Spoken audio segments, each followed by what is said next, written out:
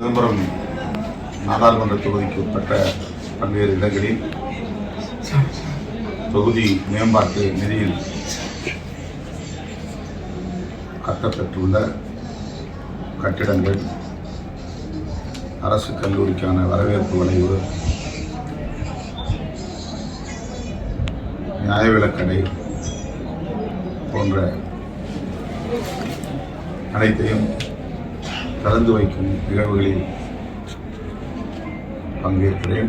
சில நிகழ்ச்சிகள் முடிந்திருக்கின்றன, இன்னும் பல நிகழ்ச்சிகளுக்கு செல்ல வேண்டியிருக்கிறது. இன்று சிவகங்கை ராஜேந்திரனுடைய நினைவு நாள். மொழி போராட்டத்தில் துப்பாக்கிச் சூட்டுக்கு பலியான மொழி போராளி, தாய் தமிழ் காத்த போராளி, அண்ணாமலை பல்கலைக்கழகத்து மாணவனாக இருந்து போராட்ட களத்தில் உயிரிழந்த அந்த போராளிக்கு விடுதலை சிறுத்தைகள் கட்சியின் சார்பில் எமது செம்மாந்த வீர வணக்கத்தை செலுத்துகிறோம். அவருடைய திருவுருவச் சிலைக்கு இன்றைக்கு விடுதலை சிறுத்தைகள் கட்சியின் சார்பில் மாலை அணிவித்து வீர வணக்கம் செலுத்தினோம். இந்தியை திணிக்கும் முயற்சியை இன்னும் இந்திய ஒன்றிய அரசு கைவிடவில்லை. ஒட்டுமொத்த தேசத்தையும் இந்தி பேசும் தேசமாக மாற்ற வேண்டும் என்பது அவர்களின் இலக்குகளில் ஒன்று. அதேபோல சமஸ்கிருதம் மீண்டும் உயிர் பெற வேண்டும், வலிமை பெற வேண்டும் என்ற நோக்கத்தோடு இந்த ஆட்சியாளர்கள், பாஜக ஆட்சியாளர்கள் அதற்கு ஏராளமான நிதியை ஒதுக்கீடு செய்து சமஸ்கிருதமயமாக்குதலையும் தீவிரப்படுத்தி வருகிறார்கள். இந்தியை திணிப்பது, சமஸ்கிருதத்தை திணிப்பது என்கிற இந்த நடவடிக்கை இந்தி பேசாத மாநிலங்களுக்கு தரப்படும் நெருக்கடியாகும். இது பன்மைத்துவத்தை சிதைக்கிற முயற்சி என்பதை அவ்வப்போது விடுதலை சிறுத்தைகள் கட்சி சுட்டிக்காட்டியிருக்கிறது. மீண்டும் அதை சுட்டிக்காட்ட விரும்புகிறோம். அத்தகைய முயற்சியை இந்திய ஒன்றிய ஆட்சியாளர்கள் கைவிட வேண்டும். பன்மைத்துவத்தை பாதுகாப்பதுதான் அரசமைப்பு சட்டத்தின் அடிப்படை கோட்பாடுகளில் ஒன்று. அரசமைப்பு சட்டத்திற்கு விரோதமாக மோடி அவர்களின் தலைமையிலான அரசு தொடர்ந்து செயல்பட்டு வருவது கவலை அளிக்கிறது. தமிழ்நாட்டில் ஆட்சி மாற்றத்தை ஏற்படுத்துவோம் என்று அவர்கள் கங்கணம் கட்டிக்கொண்டு செயல்பட்டு வருகிறார்கள். இந்த மதவாத அரசியலுக்கு, வெறுப்பு அரசியலுக்கு, இந்தி சமஸ்கிருத திணிப்பு அரசியலுக்கு ஒருபோதும் தமிழ்நாட்டு மக்கள் இடம் கொடுக்க மாட்டார்கள். 2026 சட்டப்பேரவை பொதுத் தேர்தலில் திமுக தலைமையிலான மதசார்பற்ற முற்போக்கு கூட்டணி மகத்தான வெற்றியை பெறும். விடுதலை சிறுத்தைகள் கட்சி அங்கம் வகிக்கும் இந்த கூட்டணியின் வெற்றிக்கு தமிழகம் தழுவிய அளவில் மிக சிறப்பாக, தீவிரமாக களப்பணி ஆற்றுவோம்.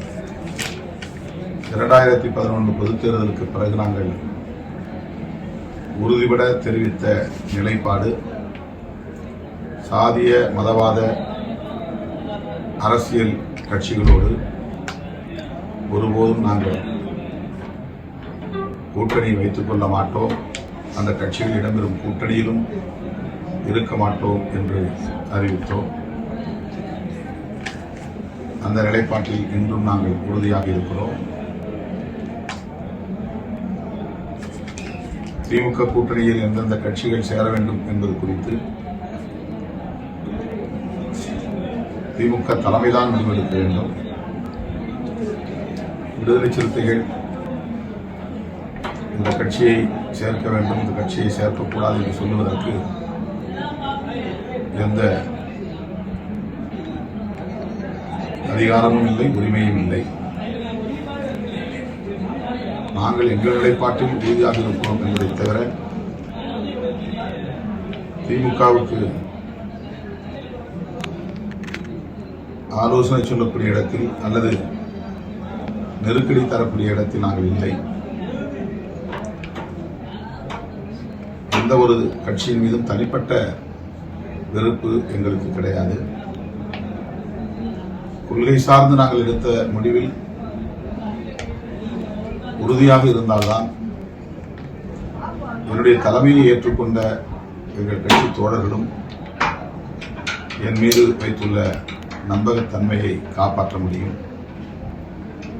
பொதுமக்களிடையேயும் விடுதலை சிறுத்தைகள் கட்சிக்குள்ள நம்பகத்தன்மையை காப்பாற்ற முடியும். அதை தவிர வேறு எந்த உள்நோக்கமும் எங்களுக்கு இல்லை. அரசியல் கட்சியை இந்த கூட்டணியில் சேர்க்கலாம் என்று சொல்லவோ சேர்க்கக்கூடாது என்று சொல்லவோ எங்களுக்கு எந்த அதிகாரமும் இல்லை, உரிமையும் இல்லை. இதை மீண்டும் அழுத்தமாக சொல்ல கடமைப்பட்டிருக்கிறேன். கூட்டணியை எதிர்க்கிற வலிமை எந்த கூட்டணிக்கும் தமிழ்நாட்டில் இல்லை. குறிப்பாக அதிமுக, பாஜக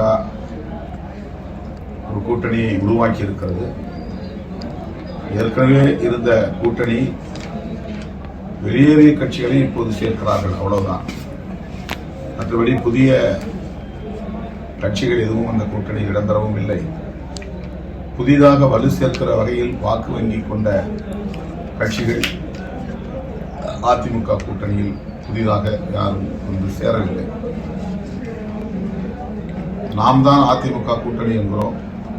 ஆனால் பாஜகவினர் அதை அதிமுக கூட்டணி என்றே சொல்லுவதில்லை. தேசிய ஜனநாயக கூட்டணி என்றுதான் திரும்ப திரும்ப சொல்லுகிறார்கள். அண்மையிலே மதுராந்தகத்தில் நடைபெற்ற பொதுக்கூட்டத்தில் உரையாற்றிய மோடி அவர்கள் மறந்தும் ஒரு முறை கூட அதிமுக தலைமையிலான கூட்டணி என்று சொல்லவே இல்லை. இதுதான் இன்றைக்கு அதிமுகவின் நிலைமை.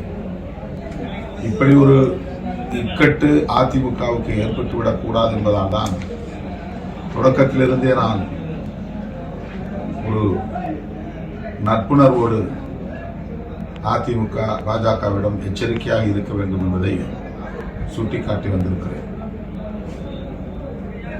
இன்றைக்கு அது நடைமுறையில் பட்டவர்த்தனமாக தெரிகிறது. பாஜகவினர் கூட்டணியில் இடம்பெறுகிற தோழமை கட்சிகளை பலவீனப்படுத்துவதுதான் அவர்களின் வாடிக்கை. அதிமுகவுக்கும் அது நேர்ந்துவிடும் என்பது நம்முடைய கவலை, அவ்வளவுதான். ஆக இன்றைக்கு இந்த நொடி வரையில் திமுக தலைமையிலான மதசார்பற்ற முற்போக்கு கூட்டணியை எதிர்த்து போட்டியிடக்கூடிய வலிமை பெற்ற ஒரு கட்சியும் இல்லை, ஒரு கூட்டணியும் இல்லை. திமுக கூட்டணி கட்டுக்கோப்பாக இருக்கிறது, வலிமையோடு இருக்கிறது. வெற்றிகரமாக இந்த தேர்தலை சந்திக்கும் என்ற நம்பிக்கையோடு இருக்கிறது.